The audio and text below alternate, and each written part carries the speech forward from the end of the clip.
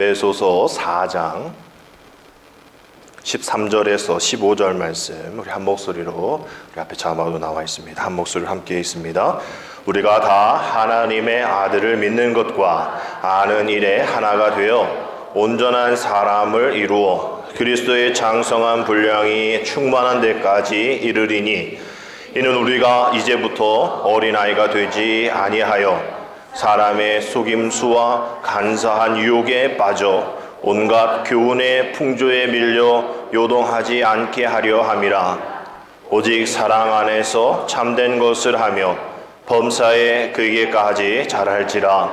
그는 머리니 곧 그리스도라. 아멘. 우리 감리교회는 지난주까지 모든 지역에서 서울부터 저 밑에 있는 부산에 이르기까지 감리교회 모든 연회가 1년에 한 번 있는 연회를 잘 마쳤습니다. 그래서 처리해야 될 사항들을 잘 처리하고 비록 코로나19로 인해서 2박 3일, 1박 2일의 일정들이 다 하루 혹은 1박 2일의 일정으로 축소가 되어서 연회를 잘 마쳤습니다. 연회를 참여하면서 이 방역 때문에 또 좀 힘들기도 하고 말씀드린 대로 계속 마스크를 착용하고 하루 종일 있어야 했기 때문에 또 식사 제공도 하지 않고 우리 동부연회는 나가서 밥 먹으라고 이제 10,000원씩 주긴 했었는데 이것도 어디 가서 먹어야 될지 또 염려가 되어지고 또 이제 더 아쉬운 부분들은 사실 이 연회의 꽃이라 얘기할 수 있는 것은 우리가 작년에 우리 정석영 목사님 안수 받을 때 우리가 갔었던 것처럼 이제 목사 안수가 또 마지막에 또 피날레를 장식하면서 잘 마무리되어지는데 1박 2일로 마치게 되니까 첫째 날 목사님들이 다 이제 회원 점령 때문에 출석을 해야 하기 때문에 첫날은 다 참석하다가 둘째 날은 참석을 다 안 하세요. 저는 이제 둘째 날까지 참석하고 또 1박을 하고 왔는데 이렇게 참여 인원이 작은 그런 목사 안수식은 처음 봤습니다. 이 오시는 분도 한 가족당 몇 명 이렇게 제한을 했고요.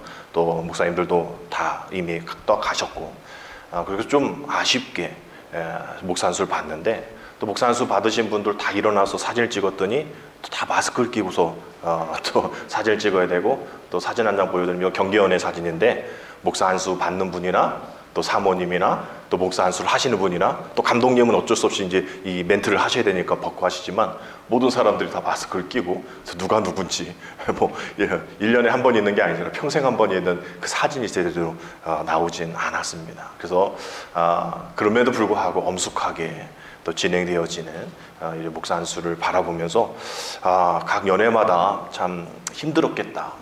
또 감독님, 또 진행하는 분들 참 힘들었겠다라는 생각해 보았습니다. 그러면서 이제 뉴스를 통해서 각 연회에 들려지는 이야기거리들 중에 그 이제 동부연회가 우리 연회가 이제 사진 찍힌 것도 있어서 제가 본 밴드에 우리 정석영 목사님 시상 받은 것도 이제 올려놨죠. 이 목사 안수식을 이렇게 보면서 제가 좀 특이한 점은 이 안수식을 받으시면 이게 안수하러 나오고 이렇게 대기하는 가운데 누구 전사님 이러면 이제 네 이렇게 올라오잖아요. 근데 이제 특이하게 동부연회는 원래 그랬는지 이렇게 크게 외치면서 올라오더라고요. 네, 주의 종이 여기 있나이다. 이렇게 큰 소리로. 그래서 어떤 전도사님은 아주 우렁차게. 또 어떤 분들은 또 소리가 작으면 에휴 저희 목사 안수 받으면 조금 이렇게 힘차게 해야지. 또 막 소리가 크면 뭐 이렇게 잘하게 생겼어. 이렇게 벌써부터 평가를 하는 그런 상황 속에 있었어요. 그래서 제 2005년 제가 목사 안수 받았을 때 생각을 해봤어요. 그때는 이런 거 없었죠. 아주 도깨비 시장만큼 엄청나게 사람들이 많았고 사진 제대로 찍을 수 없었고 또 제가 서울연회였기 때문에 또 안수자들이 너무 많아서 시간도 엄청나게 오래 걸리고 중부연회는 아마 이번에는 잘 확인 못했지만 45명, 50명 이렇게 목사 안수 받기 때문에 감독님이 다리가 후들후들 떨릴 정도로 힘들어하셨다라는 그런 얘기도 있었어요. 그래서 제가 2005년, 15년 전에 목사 안수식을 생각을 해보니까 생각이 날까요, 안 날까요? 잘 안 나. 여러분 결혼식 때 잘 생각나요? 잘 안 나. 힘든 것만 생각나지. 제가 목사 안수 받을 때 힘든 거 하나가 있었어요. 제가 이제 이게 목사 안수식을 하면 이제 스톨, 이제 빨간색 스톨, 이제 가운 거는 스톨을 이제 걸어주는데 제가 키가 좀 크잖아요. 근데 그때 감독님이 좀 키가 작으셨어. 그래서 저한테 올려주는데 저를 갑자기 보더니 와, 키가 크네. 그래서 제가 겸손하게 좀 수그리면서 예, 그 허리를 숙이고 다른 사람도 가만히 있을 때 얹혀줬는데 저는 고개를 숙이면서 겸손한 목사 안수식을 받았던 기억이 있습니다. 어떤 친구는 목사 안수식 받고 너무나 기뻐서 만세 삼창 불렀다가 내려가가지고 지방 목사님한테 되게 혼났었거든요. 네가 지금 여기서 왜 만세 삼창이야? 목회가 그렇게 호락호락한 게 아니거든. 그래서 이제 2005년에 저의 목사 안수식을 생각하고 또 2020년에 이제 목사 안수식. 그러면서 이제 목사 이제 은퇴를 하시는 분들도 있잖아요. 목사 은퇴를 하시는 은퇴식도 있었는데 여기 이제 경기연회 같은 경우에는 은퇴 목사님 다 나오시라고 이렇게 하면서 감독님이 그동안 목사로서 착용했던 그 스토를 거두십니다. 목사님 40년 또 30년 35년 목회하시느냐 너무 힘드셨죠. 수고하셨습니다. 이제 그 멍에 이제 제가 대신 지겠습니다. 이렇게 벗기고 이제 그 벗긴 멍에를 누구에게 주냐? 그 스토를 목사 안수 받는 저분들에게 걸어주면서 내가 했던 이 모든 어려운 목회들 걷지 말고 희망의 목회를 해 이러면서 은퇴 목사님이 저 새롭게 안수식을 받는 목사님들에게 스토를 걸어주는 그런 이게 리더십이 이양이 되어지는 그런 모습이 있었어요. 그래서 참으로 이게 좀 유익하고 또 의미 있는 은퇴식과 또 목사 안수식이다라는 생각을 하게 되었습니다. 누구에게나 이렇게 중요한 시간들이 있겠죠. 여러분들에게도 있을 겁니다. 이 헬라어로 시간에 대한 개념은 두 가지로 이렇게 나와 있어요. 첫 번째는 크로노스라는 시간과 두 번째는 카이로스라는 시간이에요. 여러분 많이 들어보셨으리라 생각합니다. 뭐 어렵지 않아요. 크로노스는 그냥 우리 삶의 시간, 똑딱똑딱 지나가는 삶이에요. 근데 크로노스는 지금 이 목사 안수식과 같은 또 어떤 위급한 상황에서 또 살아난 어제도 비행기 추락해가지고 90몇 명 죽고 2명 살았대잖아요. 그 2명은 그날을 기억하겠죠. 내가 그때 살았어. 이 위험한 모든 사람들이 다 생명을 잃은 상황 속에 살았어. 우리 상품백화점 또 성수대교 무너졌을 때 살아났던 사람들의 간증들 세월호 사건 속에서도 있었겠죠. 그래서 이 크로노스는 어떤 우리가 시간을 잴 수 있는 어떤 물리적인 시간의 흐름들이죠. 내가 47년을 살았어. 이런 거일 거예요. 근데 이제 카이로스는 어떤 시간에 어떤 특정 의미를 부여할 수 있는 특별한 시기를 얘기를 합니다. 마치 마가복음 1장 15절에 있는 말씀처럼 이르시되 뭐가 찼고? 때가 찼고 때가 찼고 이제 주님의 사명이 시작되어질 사역이 시작되어질 그때가 찼고 하나님 나라가 가까이 왔으니 회개하고 복음을 믿으라. 그 말씀이 찼다 했을 때의 그 찼다가 바로 이 카이로스의 시간일 겁니다. 그래서 우리 기독교 대한감리회에도 이러한 카이로스의 시간이 하나 있는데 바로 오늘 우리가 기념하는 그 날입니다. 그 날은 1738년 5월 24일 시간까지는 알 필요는 없지만 8시 45분경 이렇게 여러분들이 기억을 해두시면 저분 감리교인이구나 라고 얘기할 수 있을 거예요. 이 날짜는 어떤 다른 이렇게 설립되어진 날짜가 아니라 요한 웨슬레 목사님이 지금으로부터 계산해 보면 282년 전에 회심한 그런 사건을 기념하는 그런 주일인 것이죠. 모든 감리교회, 우리나라뿐만 아니라 미국 감리교회도 이 감리 웨슬리안을 따르고 있는 웨슬리안이 우리 감리교뿐만 아니라 웨슬리안이 이제 성결교회에서 구세군까지 넘어갔거든요. 그래서 우리와 성결교와 구세군들이 이제 오늘 존 웨슬레 282주년 기념 집회를 또 작년 같은 경우에는 이제 성회를 있었는데 올해는 성회를 갖지 않지만 존 웨슬레 회심 기념주일로 오늘 지키게 됩니다. 우리가 이 기념을 웨슬리에 대한 이 생애에 대한 기념을 하는 거로 생각하면 사실 이 1703년에 태어난 웨슬리의 이 태어남에 대한 기념을 해야겠죠. 우리도 세종대왕 태어난 날, 유명한 사람 태어난 날 그것을 우리가 기념하잖아요. 근데 1703년으로 기념하게 되어지면 282년이 아니라 317주년이 되어지는 거예요. 근데 282주년을 기념하는 것은 그 사람이 태어난 날을 기념하는 것이 아니라 그 사람이 회심한 그 회심으로 인해서 18세기 영국 사회가 변하고 또 미국이 변하고 또 그 계율이 우리나라 1885년 4월 5일 우리도 요건 기억해야겠죠. 우리나라 거는 1885년 4월 15일 제무포에 언더우드와 아펜젤러 선교사님이 이 땅에 밟았던 그 날 그런 것들이 이제 되어지는 이 카이로스의 시간들이 펼쳐져 있다라는 거예요. 그래서 오늘 이 웨슬리 회심 기념 주일에 우리가 집중할 것은 한 인간 그 사람에 대해서가 아니라 그 사람을 회심시켰던 그 성령님, 그 성령님이 지금도 나를 회개시키고 또 회심시키고 다시 하나 되어지게 하시는 하나님의 역사가 있다라는 것을 우리가 그 성령님께 집중해야 됩니다. 이제 우리 다음 주에 되어지면 이제 부활절 제7후가 7주가 끝나고 이제 성령 강림절이 시작이 되어집니다. 이제 주님이 부활하신 우리 40일 제자들과 함께 보내시고 구름 타시고 올라가시면서 우리에게 선물로 주신 그 성령, 그 성령을 받는 그 주간이 이제 다음 주부터 시작이 되어지는 것이죠. 웨슬리 목사님의 가문에 대해서 저는 아마 금요 기도했던 걸로 기억이 되어지는데 제가 설교를 했던 것으로 기억이 됩니다. 자신으로부터 증조 할아버지까지 한 4대가 목사님인데 그 목사님, 이 웨슬리 목회자의 이 가문에 한 19명 정도의 자녀가 있어서 웨슬리는 이 중에 15번째 아이로 태어나고 이 두 번째 남아로 태어났다라고 말씀드렸어요. 이제 이 19번째니까 19명이니까 얼마나 많은 그 자녀들이 있었을까요? 근데 이 가문의 어떤 특징이에요. 마니나 다산의 가문입니다. 어머니 수산나의 가문은 이 어머니가 25번째로 태어난 막내딸입니다. 지금 재난기금 자녀 숫자들을 하면 꽤 많이 받을 것 같아. 25명씩 20만 원씩 받으면 이거 꽤 많이 받을 것 같은데, 하여튼 이 감리교는 다산의 상징이라고 얘기할 수 있어요. 그래서 여러분들 아직 결혼 준비하고 있는 분들은 우리 감리교는 다산의 좀 교리의 교회다라고 생각하셔서 아직 늦지 않았어요. 뭐 이성자 장로님 안 되고 저보다 안 되고 뭐 이경욱 권사님 말 잘해야지.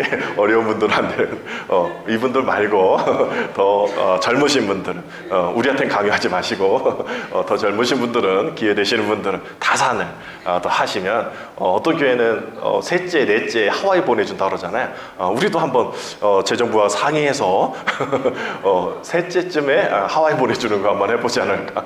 괜찮을 것 같아요. 그래서 우리 감리교는 우리 감리교 창시자 웨슬리 목사님의 가문부터 많은 아이를, 근데 이 19명 중에 10명이 죽었어요.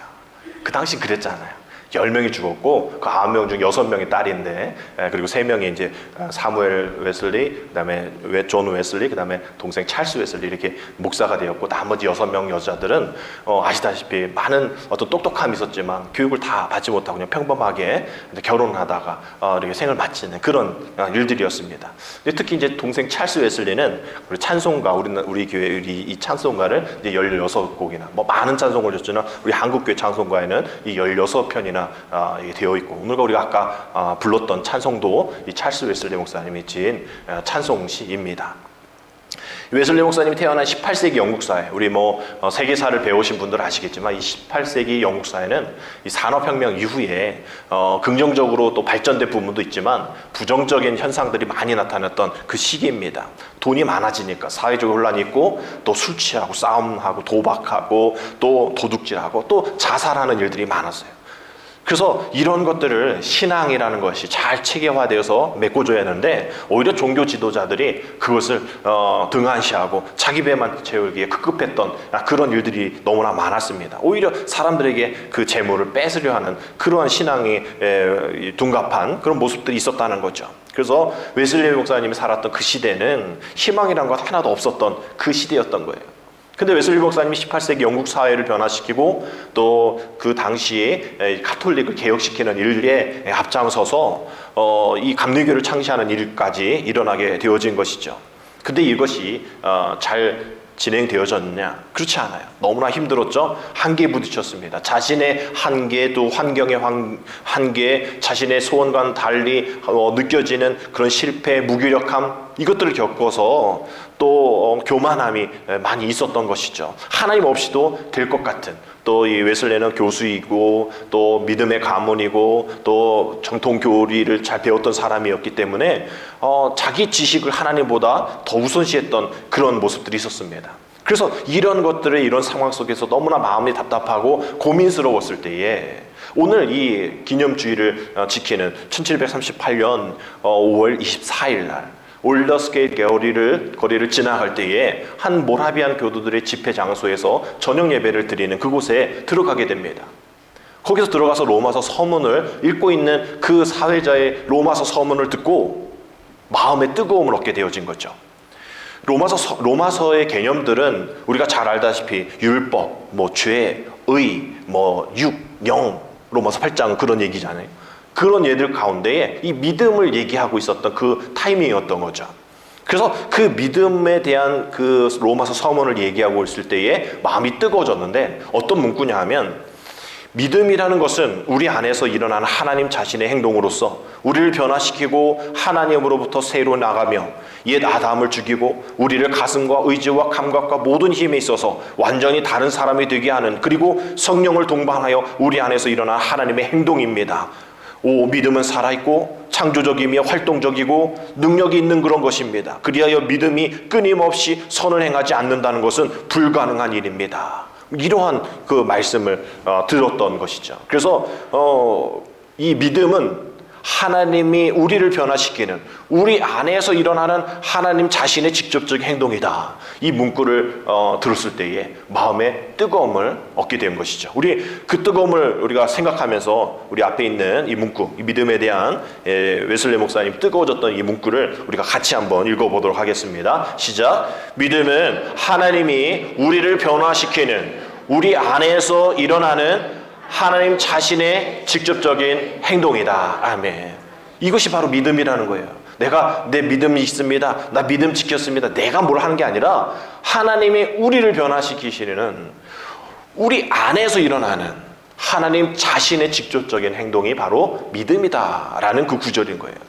근데 지금 이렇게 살지 않았었잖아요. 웨슬레는 다 자기의 지식이, 자기의 가문이, 우리 아버지가, 우리의 가문이, 우리 형이, 우리 동생이 목사인데, 이러면서 자기의 어떤 믿음을 자만했던 그 모든 것들이 그냥 한순간에 다 무너져 버린 그런 경험을 하게 되어진 것이죠.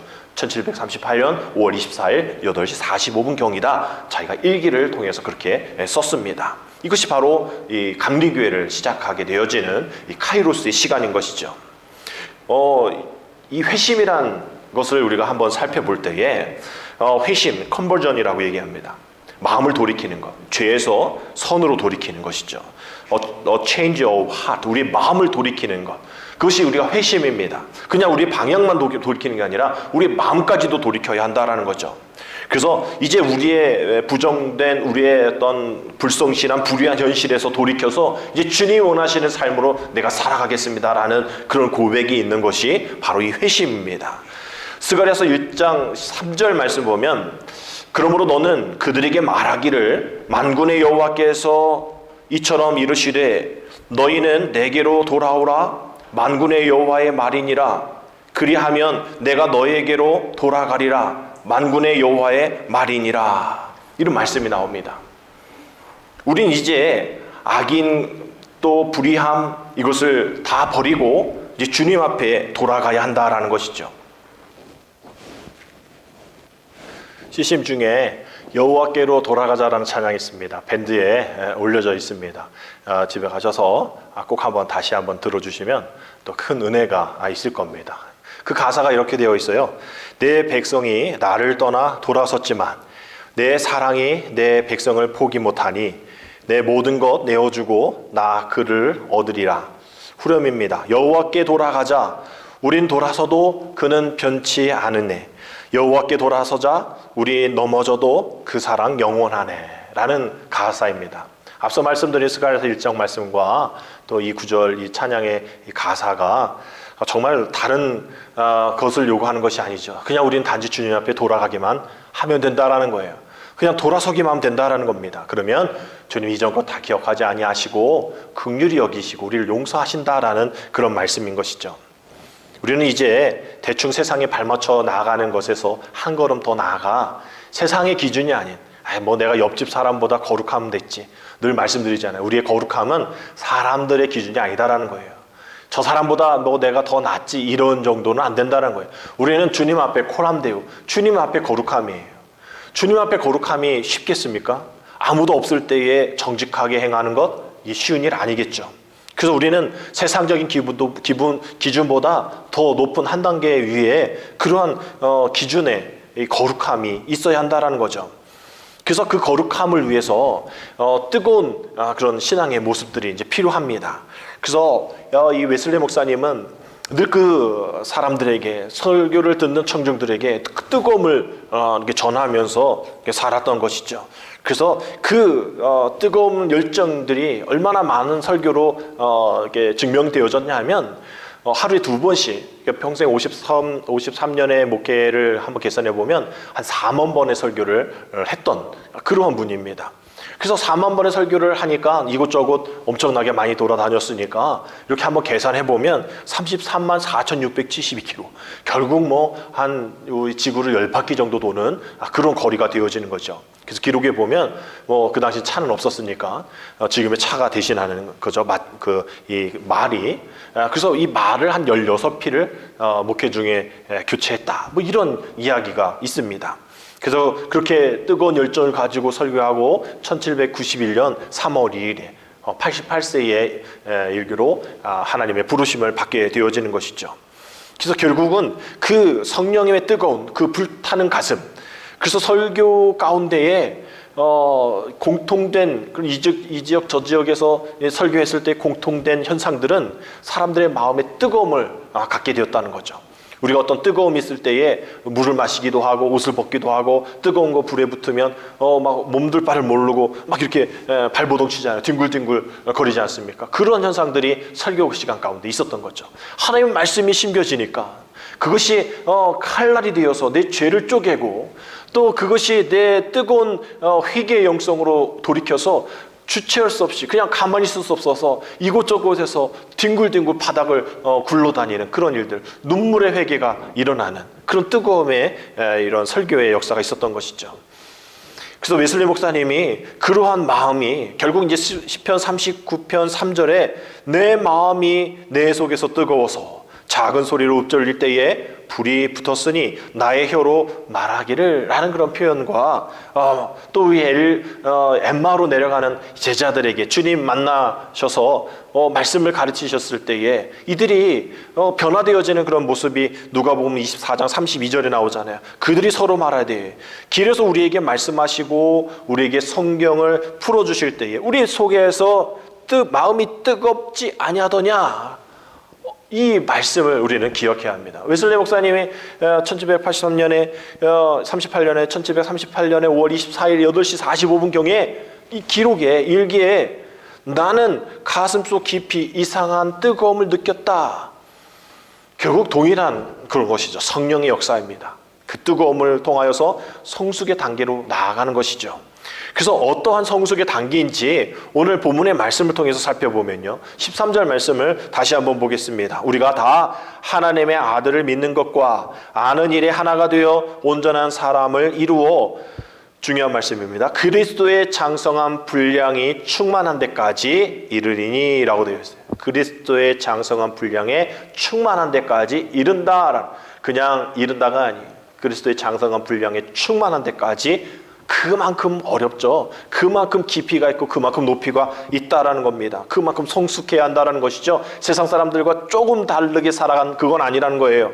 계속 성장하고 성숙해야 한다라는 이야기입니다. 14절 말씀 보십시오. 이는 우리가 이제부터 어린아이가 되지 아니하여 사람의 속임수와 간사한 유혹에 빠져 온갖 교훈의 풍조에 밀려 요동하지 않게 하려 함이라. 어린아이의 어떤 그 특징은 뭡니까? 미성숙함이죠.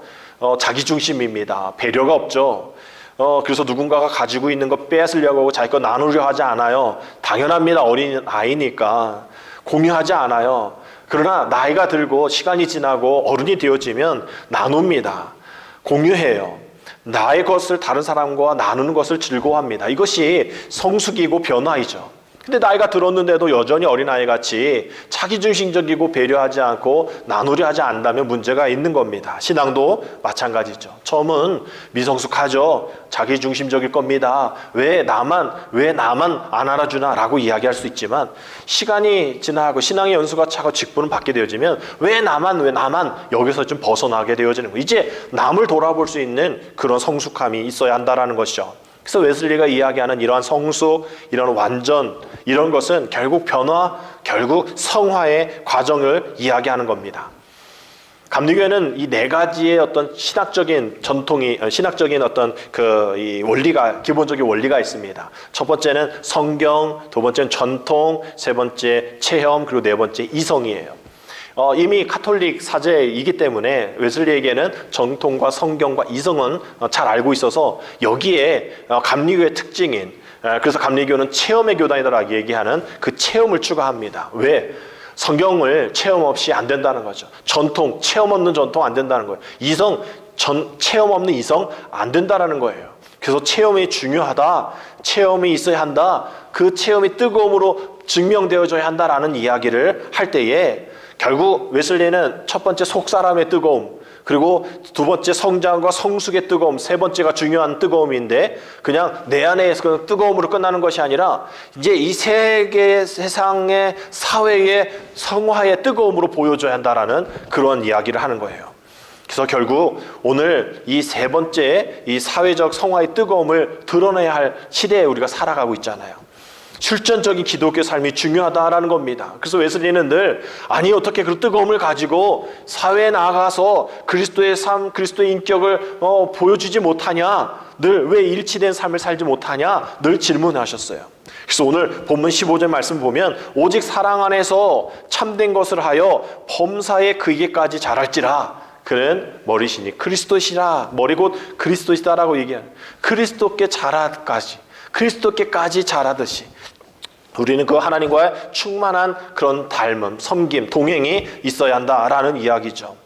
결국 우리 기독교는 사회적인 종교라는 것을 기억해서 예수님도 그 당시 세리, 창녀, 죄인, 소외받은 자들과 함께 하시고 그들에게 인간적인 대우를 허락하셨던 것처럼 이 웨슬리안 또 감리교도들은 이 웨슬리가 늘 그렇게 소외당한 사람들을 찾아가고 또 사랑하고 그들을 선교 대상으로 삼았던 그런 모습을 우리는 닮아가야 한다라는 거죠. 감리교회의 가장 또 유명한 슬로건이 있습니다. 세계는 나의 교구다라는 거예요. 세계는 나의 교구다. 이것이 내가 세계 선교 확장을 위해서 나가겠습니다 이런 걸로, 이런 생각을 내서 나온 슬로건 같지만 이것은 그렇게 나온 것이 아니라 당시 이 카톨릭은 이 성당 안에서만 설교할 수 있는 그러한 제한성이 있었어요. 성당 밖에서 설교하게 되어지면 이 책망을 받게 되어지고 결국은 제명까지 당하게 되어지는 그런 일들이 일어납니다. 근데 웨슬리가 보니까 이 성당 밖에 소외받았고 들어오지 못한 여성들, 어린아이들 너무 많단 말이죠. 또 올 수 없는 이들, 광부, 또 초라한 이들, 그런 이들 너무 많다라는 거예요. 그래서 빈들이든 탄광이든 광산이든 빈민촌이든 어부든 해안가든 예수님처럼 공장 노동자든 다 찾아갔어요. 웨슬리는 그렇게 다 찾아요. 그러니까 지구 10바퀴를 돌 정도죠. 말 16피를 교체할 정도로 그렇게 늘 찾아다녔던 거예요. 그래서 찾아가니까 그들이 아픔을 알게 되어지는 거죠. 그래서 사람들이 우리를 너무 게으르다, 우리를 너무 무식하다 얘기합니다. 막 이렇게 얘기를 들으니까 아니다. 너희들 무식하고 게을러서 가난한 거 아니라 이 모든 이 구조가 부자 중심으로 되어진 것 아니냐. 너희들 일거리가 없지 않느냐. 너희들 세금이 너무나 과중하지 않냐. 이런 것을 알고 사회 개혁에 앞장섰던 그런 분이 있죠. 그래서 그 결과 이 영국 최초의 노동이 조합들이 감리교도들에 의해서 설립이 됩니다. 그 노동 규칙들이 다 속회 규칙으로 가지고 와서 되어진 것이죠. 노동 현장 속에서 그리스도의 뜨거움을 전하는 그런 일들이 있었던 겁니다. 여성 해방 운동에서도 앞장서셨는데 그 당시 여성들은 이 공중기도, 간증, 권면, 어떤 평신도 설교를 할 수가 없는 그런 위치에 있었죠. 그러나 다 오픈했어요. 다 허락했습니다. 그렇게 가능하게 만들면서 우리 모두가 다 하나님 나라의 백성 아닙니까? 우리 모두가 다 주인 아닙니까? 라면서 이 모든 것을 함께 섬기고 대접하는 일에 앞장섰던 거죠. 의료 선교 사업에도 애썼는데 1741년 병자를 방문하기 위해서 46명을 선출해서 2명씩 나눠서 23개의 지역으로 나눠서 하루에 3번씩 잘 돌보고 또 공중거강 책자도 나눠주고 막 그래서 이 1740년부터 1820년 사이에 이 5세 이하 영아 사망률이 74.5%에서 38.1%로 줄어드는데 큰 역할을 감당했습니다. 그리고 지금 지역 돌봄센터가 많아지고 있는데 그 당시 웨슬리 감리교가 처음으로 조직돼서 지역마다 지역 돌봄센터를 만들게 된 것이죠. 이렇게 결국 사람들이 감리교 뭐지? 쟤네 이단하냐? 뭐 이렇게 얘기했을 때에 이 모든 것들을 다 사회 속에서 감당해냈기 때문에 사람들이 기독교로 또 감리교로 들어오게 되어지는 거예요. 마태복음 7장 20절 말씀처럼 이러므로 그들의 열매로 그들을 알리라라는 말씀을 우리는 기억해야 합니다. 우리가 철야 기도를 했고 우리가 헌금을 얼마 드렸고 그들하고는 전혀 상관없는 얘기예요. 모르는 이야기입니다. 정말 그들이 원하는 것, 그들이 알게 되어지는 건 열매인 거죠. 교회 안에서의 열매도 중요하지만 교회 밖에서의 열매를 그들이 보고 알 수밖에 없는 구조 아닙니까? 그래서 우리는 그 세상 속에서 열매를 잘 맺으면 되어지는 거예요. 굳이 사과나무가 나 사과 이래서 사과 열매가 맺히는 게 아니잖아요. 건강한 그런 환경 속에서 자라나게 되어지면 그냥 저절로 사과나무에 사과가 열리게 되어지는 거예요. 문제는 뭐예요? 흉내 내려고 하니까 배나무가 사과나무 맺히려고 흉내 내니까 사람들은 배나무가 아닌데 왜 제 흉내 내서 사과라고 그래? 이런 걸 아는 게 문제인 거죠. 흉내 내는 게 문제입니다. 우리의 정체성이 제대로 되어지지 않았기 때문에 난 사과나무야. 우리는 사과나무는 자연스럽게 사과 열매가 맺혀져. 사과나무만 열매 맺으면 돼. 이런 우리 정체성만 알면 되어지는데 우리가 흉내내니까 문제인 거예요. 결국 우리가 한 단계 더 나가야 된다라는 겁니다. 로마서의 주제인 이신칭이 하나님이 의롭게 여겨주셔서 우리가 의롭게 되었다라는 주제 아닙니까? 마치 재판에서 어떤 사람이 범죄를 했는데 재판관이 이렇게 보니까 죄를 누이치기도 하고 또 초범이기도 하고 합의도 하고 또 이런 범죄적인 근거를 당해서 그냥 벌금형 이렇게 선언하면 범죄 사실이 있다 할지라도 벌금을 물고 끝나는 거 아니에요. 마찬가지죠. 우리가 죄인이지만 죄 없다라고 사해 주시는 거예요. 죄인이지만. 그래서 우리가 거기로 끝나면 안 되는 거예요. 그래서 웨슬리 목사님도 칭의가 열매로 나타나지 않는데도 믿음으로 내가 구원받았다라고 얘기하는 건 성경적이지 않다라고 늘 설교 가운데에 이야기하셨습니다. 그래서 우리는 그 칭의 다음에 분명한 성화의 단계가 있어야 된다는 거예요. 마찬가지로 이 하프 크리스찬은 안 된다는 거예요. 반반의 크리스찬은 안 된다는 거예요. 세상은 반반이 중요해서 짬짜면 이렇게 얘기하면서 반반 이것도 해보고 저것도 해보고 그것이 유혹이지만 우리 믿음의 사람들은 반반은 안 된다는 거예요. 어느 정도까지 almost 크리스찬까지 우리가 가면서 우리가 지금 이렇게 누릴 때에 여기서 끝나는 거 아니라 all together 크리스찬 완전한 크리스찬이 되기까지 우리는 더 그 성화의 단계를 밟아서 나가야 한다는 겁니다. 그 믿음을 점검해야 되는 거예요. 그냥 의롭다 여김을 받는 것에서 끝나서는 안 된다는 거예요. 내 자신도 변화시키지 못하는데 어떻게 그것이 다른 사람을 믿음을 변화시킬 수 있냐는 겁니다. 우리는 이래서 우리의 모습들, 우리의 어떤 직장 문제, 자녀 문제, 재정 문제 이런 것들이 앞서서 그 믿음보다 더 앞서는데 어떻게 우리가 세상 속에서 그 믿음이 제일입니다라고 어떻게 보여줄 수 있겠냐는 거예요.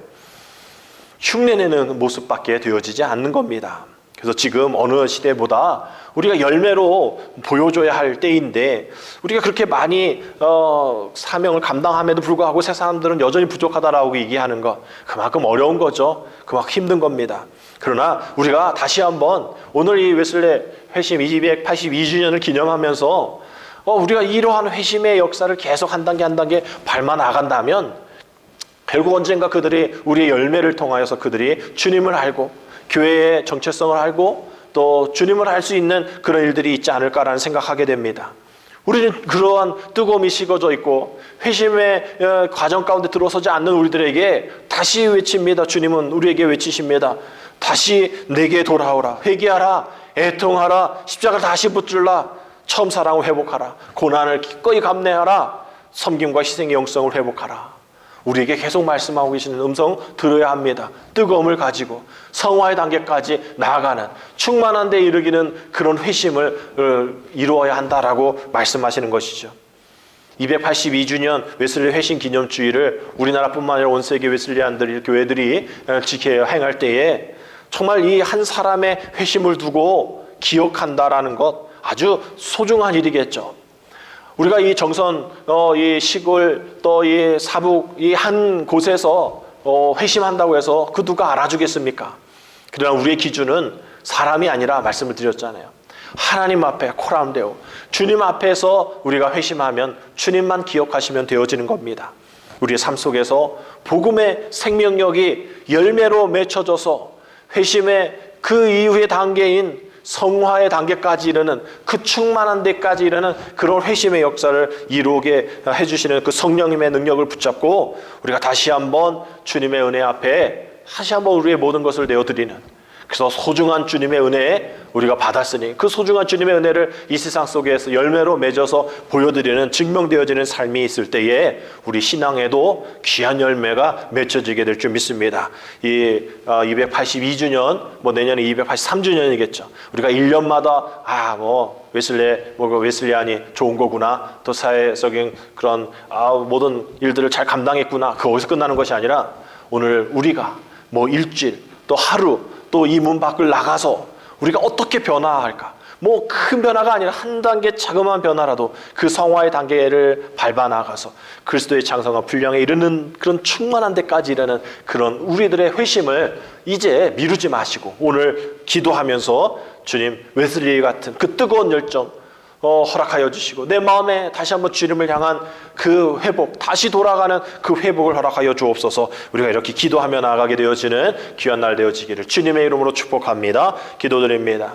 하나님, 이제 다시 우리 한국교회가 또 우리 가정이 위대한 웨슬리 영성의 유산을 이어받아 거듭나고 새로워질 수 있도록 인도하여 주옵소서.